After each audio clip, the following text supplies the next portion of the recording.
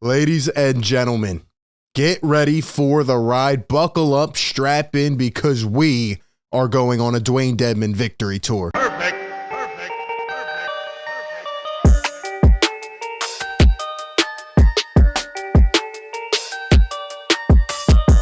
What is going on, everyone? RB here. Welcome into Philly Take with RB. We cover the Sixers every single day. Hit the like button if you enjoy this content. Be sure to subscribe and ring that bell down below so you don't miss any of the coverage. We were live last night watching the Sixers-Suns game on YouTube and Playback TV. We are there every single game.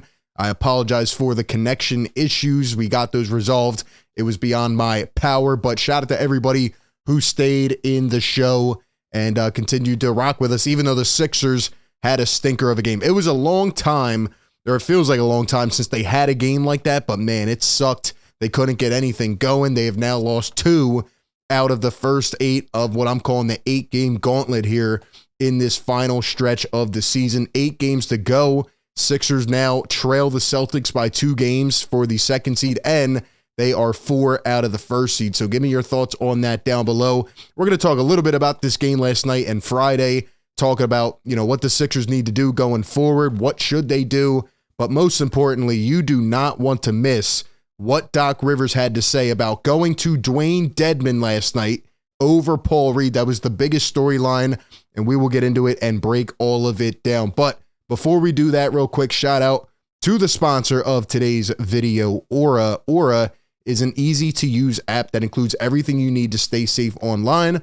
by protecting you from scammers and hackers on the internet. They are a leading provider in digital safety and fraud protection, and they fight back against all those annoying websites that try to take your personal information and make that information public, and they alert you if any of your private info is found.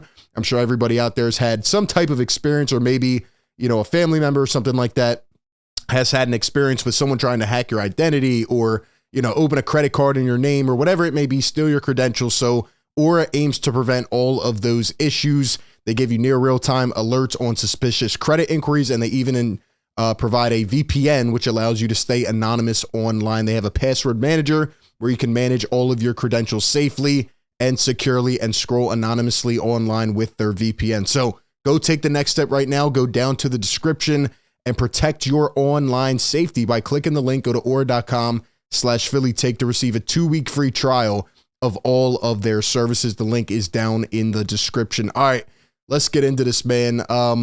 Last night was very interesting, and I have 2 main takeaways. 2 main takeaways from this game last night. Sixers get obliterated by the Suns. Joel Embiid looked like he was on one leg again, and he just looked like he was out of energy. You got a big Maxey game. He had 37, but it didn't matter. And I feel that you had to win that Friday game because now you've lost 2 in a row. You go to Denver tomorrow, which, 1, is not an easy place to play. 2, all the spotlight is going to be on that game with Embiid, Jokic, that whole thing. And the Nuggets just came off a big win last night against the Milwaukee Bucks, so they're feeling the high. They've won a couple in a row. It's going to be a tough game trying to go into Denver and win.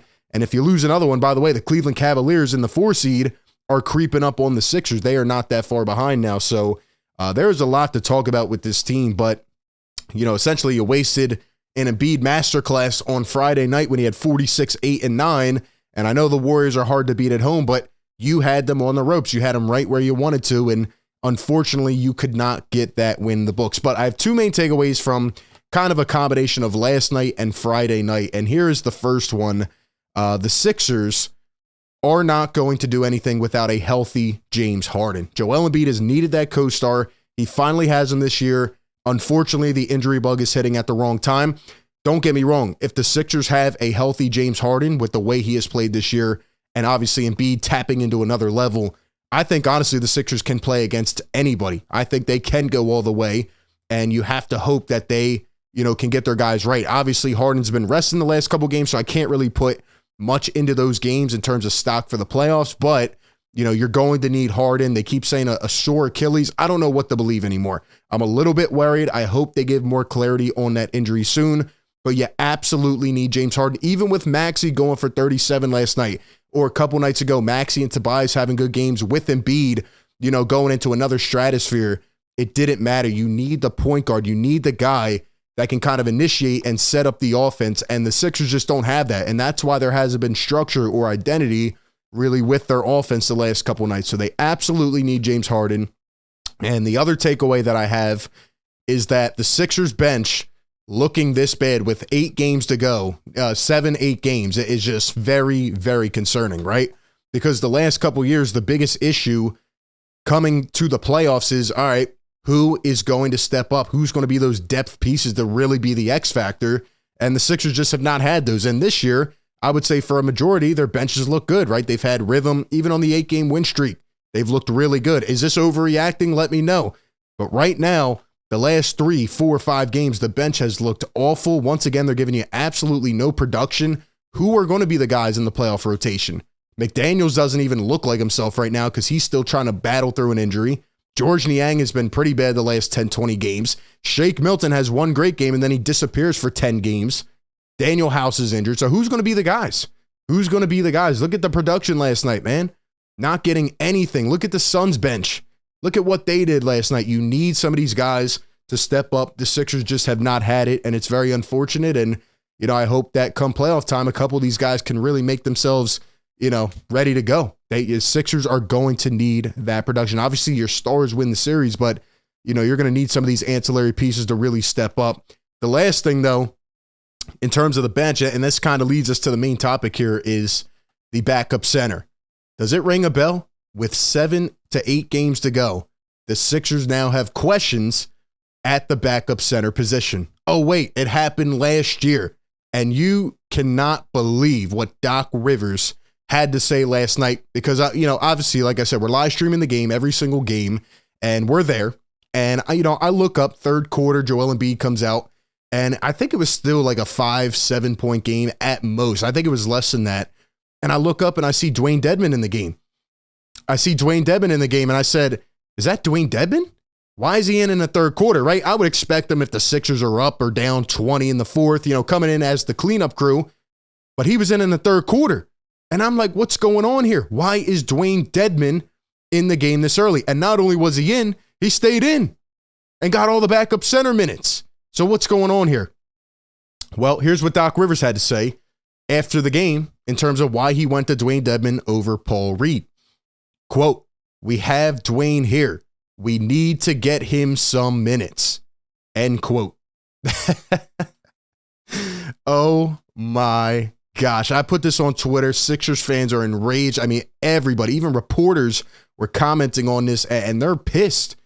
Are we going down this tunnel again? Are we going down this same road? Last year at the end of the season, it was force feed DeAndre Jordan, force feed Paul Millsap. And then with a couple games to go, Doc Rivers finally gets forced to put Paul Reed on the floor.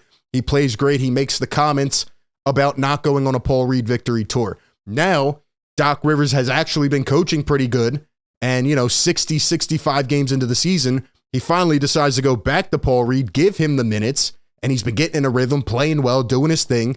And now with 7 games to go, you have questions. You have legit questions. I thought it was a joke at first, but now the last 2-3 games, Dedmon is getting minutes. And let me tell you something right now, people. If Dewayne Dedmon plays tomorrow in a big, big game against the Nuggets, I think there's a chance he ends up becoming the backup center over Paul Reed. We can't do this again. Why? I mean, it's just the easiest decisions. And then you have things like this that just get in the way. No offense to Dewayne Dedmon, but Paul Reed is the guy. He has shown it. And why are you messing with that? Why? We have Dewayne here. We need to get him some minutes. All right. We have Furkan and Jaden Springer on the roster. Why aren't they getting minutes? We had Isaiah Joe and Charles Bassey on the roster. Why aren't they getting minutes? This makes absolutely no sense. Is Doc Rivers really going to revert back to giving the old-aged veteran minutes over the young guy who can be way more productive and has shown it? Paul Reed responded to this on Twitter as well. Not to this tweet, but to the entire subject because a lot of people were talking about it. And he tweeted out at 1:30 in the morning, trust the process, as he usually does. He gets cryptic with these tweets. Paul Reed's pissed as well. He's always asking, why am I losing minutes, right? Why is my opportunity being taken away? Paul Reed had 6 minutes last night, played 2 rebounds and 2 points. What did he do wrong? I don't understand. This is why guys like Matisse Thybulle said, You know, they feel that if they make a mistake, they're going to get yanked. This is bad.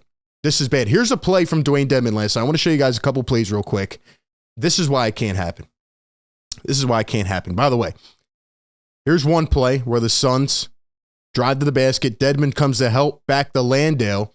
All right, Dedmon gets back on his feet. Good job. But then he's going to pump fake. Whoop. Look at that. And one Landale. Can't happen. Cannot happen. And here's the next play. Look at D-Book. He's like, all right, I'm ready to cook. You could see it in his eyes. Give me that switch. Give me that switch. All right, Dedmon's going to come up. He's not going to play drop coverage. Good idea, I guess. Not anymore. Booker hits him with a little burst. And, you know, unfortunately, again, no offense against Dedmon, but Paul Reed has a much better shot of stopping this. And there he goes. Breezes right by him. That is why Dewayne Dedmon will get cooked. That is why it cannot happen. Doc Rivers, I mean, he's been, like I say, he's been on a good stretch, but last night that answer made 0 sense. And if he goes through this again and decides and elects to go with Dewayne Dedmon over Paul Reed, I mean, this team is cooked because you can't do that. You can't have Dedmon on the floor in a playoff series. You have to go with the guy who has played better. I'm not saying Paul Reed is perfect, but he has played much better. Dedmon continues to get exposed, and I just don't understand why we have to go down these same roads. Why do we have to do this same thing over? Like, you would think you learned from last year. Anyway, those are just my thoughts. Give me yours down below in the comments section. How do you feel about the backup center? Will Dedmon eventually get the minutes? Give me all your thoughts. Appreciate everybody for tuning in. Be sure to like, comment, subscribe. Big game tomorrow. That being said, we'll be live. Catch you on the next one. Peace.